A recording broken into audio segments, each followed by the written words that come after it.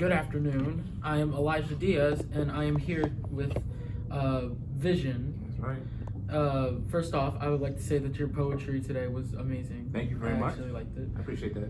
And I just have a couple questions to ask you, if you can answer them. That's rock. All right. So the first question is, can you tell us a little bit about yourself, like how you first became interested in poetry? Yeah. My mother was like a chronic student. Just always was going to school for something. So she had me reading at a very young age and writing at a very young age. And I've always liked poetry, from like learning about it in elementary school, from your Gwendolyn Brooks to your Sonia Sanchez to your Nikki Giovanni, Langston Hughes. And I would write, but I would hide it. I didn't want anybody in North Philly to know that I wrote, because it wasn't like a cool thing to do back then. When I got to college, I started writing again. And I wish it was like a really cool story, but it wasn't. I had this medieval history class, and the professor wouldn't call on you if you were like taking notes. So I didn't ever want to like answer any questions in this class because it was so boring to me. And so I would just write poems. And then that got me to like, people would see my poems and like, hey, can you read? We got Kareem Abdul-Jabbar coming to speak. Can you open up with a poem? So I started doing that. But when I heard Saul Williams is when I realized that's what I want to do in my life. Like, it's a poet named Saul Williams out of New York. And as soon as I heard him perform, it was like an instant thing. I want to do that with my life. The very first open mic I went to was another dude, Talam Acey, who was an international poetry slam champion. And I had no idea who he was. But I'm all North Philly bravado, sitting in the crowd, can't wait to perform. And he get up and he kill it. And I'm like, oh, all right, he might be the only one that could mess with me at here. Completely like messing up the vibe, just being competitive. Come to find out he's like the greatest in the world. So those two dudes, Saul being my initial inspiration, and then me and Talam became cool, and he became like a mentor to me. And I knew once I heard those two guys that that's what I want to do with my life. That's cool. That's pretty cool. Next, can you share a significant moment or experience in your journey that shaped your identity as a poet? Yeah, the biggest thing for me was being a mentor for the Philadelphia Youth Poetry Movement. It's one thing to get the love and the adrenaline rush for performing and hearing your name and going on to it. All that stuff is great.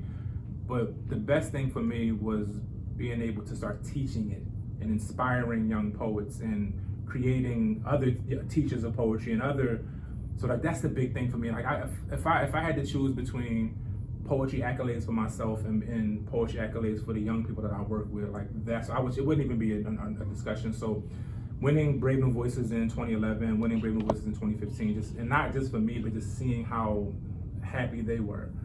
And even like aside from that, just running into young people. I remember, like, they're adults now, but I took your workshop back in the day. That stuff is really, that's meaningful to me. Like, I can teach metaphors and similes and all. That's cute. I can do that all day. But the ones who helping young people find their voice, that's the big thing for me. I want to help young people find their inner voice. That's great. That's something that everybody should probably be trying to do. If they find something, they gotta try to learn better. Yeah. Get better at it. And again, be yourself. Like, don't try to be, some of the big names. Like, that's easy to try to emulate somebody. And that's a part of your process. Like, I probably tried to sound like Andre 3000 and Saul Williams when I was young. But then developing your own voice and telling your own stories and finding yourself as a person, above a poet, but using poetry as that means, as that conduit to get there, that's the good stuff. That does sound pretty good. All right, and finally, how do you weave elements of your own Black heritage and history into your poetry? And how is it significant for a representation of your art? I think it's easy to like look outside and get on TikTok or get on the gram or look at the news and then write about that. But the most difficult part is looking inward, and holding that mirror up to yourself and being able to talk about yourself. And that's the big thing for me, talking about identity, whether it's racial identity, whether it's me being a man and navigating the pitfalls and some of the BS around, masculinity. Like, that's the stuff. So I try to do that. I will never give a prompt to a student that I didn't first write on. And I will never push a student to do something work that I haven't done myself. So that's the big thing. I can't be a hypocrite to the kids, to the young people that I work with, or even the older adults I work with, giving them poetry prompts. I don't want to be a hypocrite. So talking about identity, talking about my identity first and foremost is the biggest thing, so that I'm not a hypocrite to them. They can never look at me, you didn't do this work. So I gotta be on the front lines of that.